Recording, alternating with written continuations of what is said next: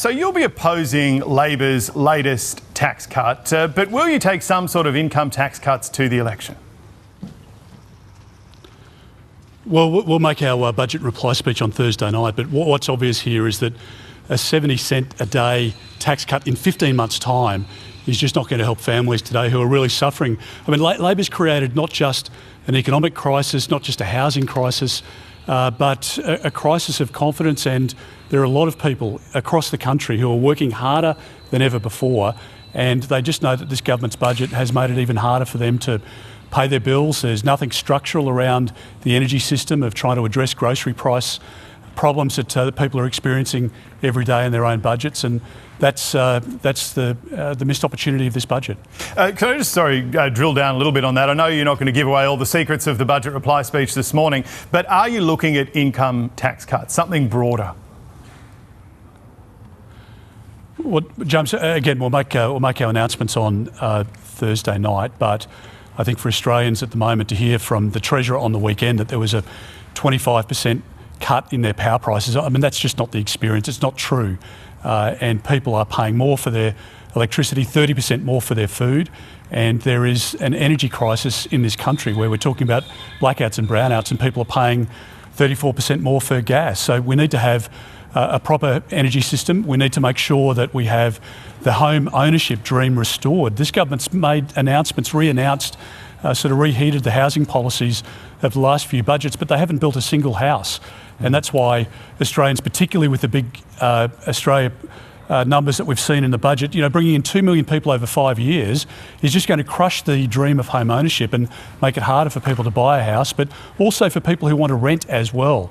And I think the government's created a lot of problems in the last 3 years, and I think they're compounded in this budget as well. You've made your views about the government's policies quite clear. I just want to ask about some of the things that you might do given how close we are to an election. On migration, which you just brought up, the budget says Australia will add 335,000 migrants this financial year, about 260 odd next financial year, though that target keeps being exceeded. Do you have a specific target in mind? It used to be around 160,000 or so from memory. Well, a couple of points in relation to housing. I mean, it's obviously the case that the government has, created all sorts of problems around housing, and how do we fix it? We've announced a $5 billion policy which will create 500,000 new homes, so the supply side is particularly important. Also, construction costs, the CFMEU has been allowed to run riot through the economy, which has driven up the cost of building a house. And we also have to address the migration numbers and the explosion in numbers as we've seen. So we'll have, again, more to say on that on Thursday night. But we do want to help families address the cost of living crisis. We do want to address the energy crisis that has been created in this country, and we do want to make sure that we can keep Australians safe. And the Prime Minister keeps saying that we live in the most precarious period since the Second World War, and last night did nothing in relation to that. And I think Australians would find it hard to reconcile the two positions. So you don't have a target for migration numbers? Well, we do, and we'll make that known in due course. But we'll make a very significant announcement on Thursday night, and then we'll release more of our policies as we get toward the election day. Public service, then, that's another one the Coalition has spoken about a lot. Angus Taylor says there's 41,000, maybe 40,000 extra public servants. Is that how many jobs you'd be looking to cut? Well, we've been clear about this from day one. We want efficiency in the public service and putting on public servants at 3 times the rate that the Rudd-Gillard government did. And I can't find an Australian who says that they're getting a better service out of Canberra. So we've said that we will be looking for a save in relation to that public service growth, and we want to put money back into frontline services. We've announced $500 million for mental health services, which the government hasn't done, and we want to make sure that we can provide greater access to general practice and to bulk billing, and we need to be able to pay for that. So you need to find savings within the budget, and that's what we've done in relation to the Canberra public service jobs. So just to be specific, about 40,000 is your target to cut?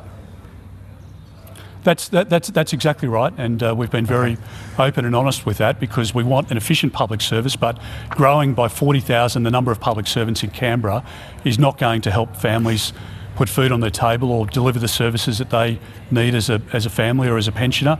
And we will always manage the economy more effectively, and we will always keep Australians safe. They're the two hallmarks of a Liberal government, and cleaning up Labor's mess is what we've done in the past, and that's what we'll have to do after the next election as well. Just another specific question, defence spending. There's been some speculation you'll look at increasing that or promising to increase that. Do you have a specific target in mind for that? Is it 2.5% of GDP? Well, again, James, I'd love to give you a scoop this morning, but we'll make all of that known when we make the announcement. But we have argued for more spending in defence. I think if people look at what's happening, we've got war in Europe, we've got war in the Middle East. The Prime Minister keeps telling us we live in the most precarious period since the Second World War. There are lots of concerns in our own region. You can't say all of that as Prime Minister. You can't be a serious Prime Minister and say all of that and then do nothing about it.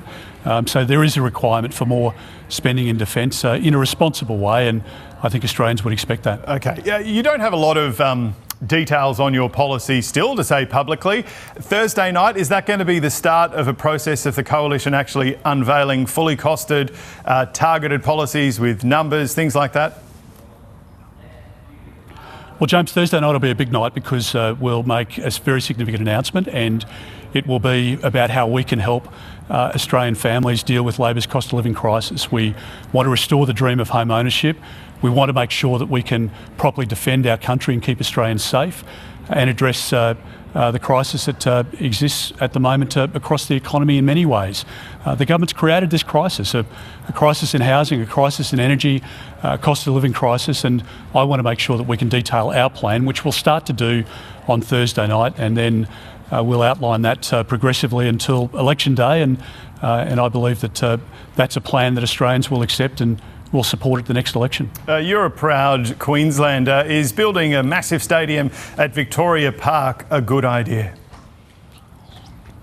Yeah, look, James, I'm really excited about the announcement the Premier's made yesterday. There's been a couple of years of just stuffing around, and the Premier, I think, has finally put out a plan which we can all accept and which now we can get on with constructing. I think the 2032 Games will be an inspiration for young girls and boys who are swimming up and down the pool this morning or doing laps around an oval.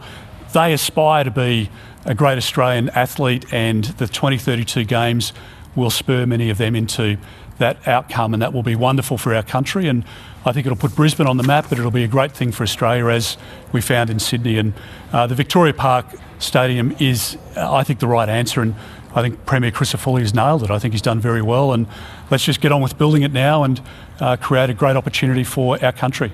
Just before I let you go, Thursday night is your budget reply. As you say, a lot of the answers to my questions might come in that. Maybe they won't. Let's wait and see. Do you expect You're a patient man. Do you expect to be in an election campaign on Friday morning?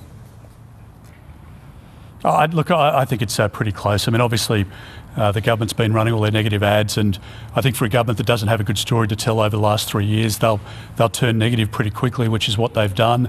And I think they believe that 70 cents a day for a tax cut that doesn't start for 15 months is somehow going to give them political advantage. I think Australians are smarter than that, and I think whenever the election campaign starts, this will be a choice about who do you trust to manage the economy and clean up Labor's mess, who do you manage to keep us safe, who do you trust to manage our economy and our national security to keep us safe, and who do you trust to restore the dream of home ownership. And I think they will be the three big issues that the next election is fought on. I'm just going to try one more time. Would you get in a bidding war on income tax cuts? Are you going to promise your own income tax cuts? Well, James, what I'll promise is that we, as a coalition government, always manage the economy more effectively, which means that we balance the budget. I think one of the telling things in this budget is that there were 2 surpluses delivered in year 1 and 2 from this government. That was because of the economic management of the Liberal Party. That much is obvious now. Every year into the future is dripping with red. This government will deliver $1 trillion worth of debt, and when they get in charge of the books, they always tax and spend. We will manage the economy more successfully so that we can deliver support to families in different ways, and we'll make announcements about that on Thursday night. You didn't answer my question at all, but I do appreciate you joining the show, though. Peter Dutton, thanks for your time this morning. I think the way you asked them in different ways was fantastic too, James. Well, so that was very creative. That's very kind. Thank you very much, Peter Dutton.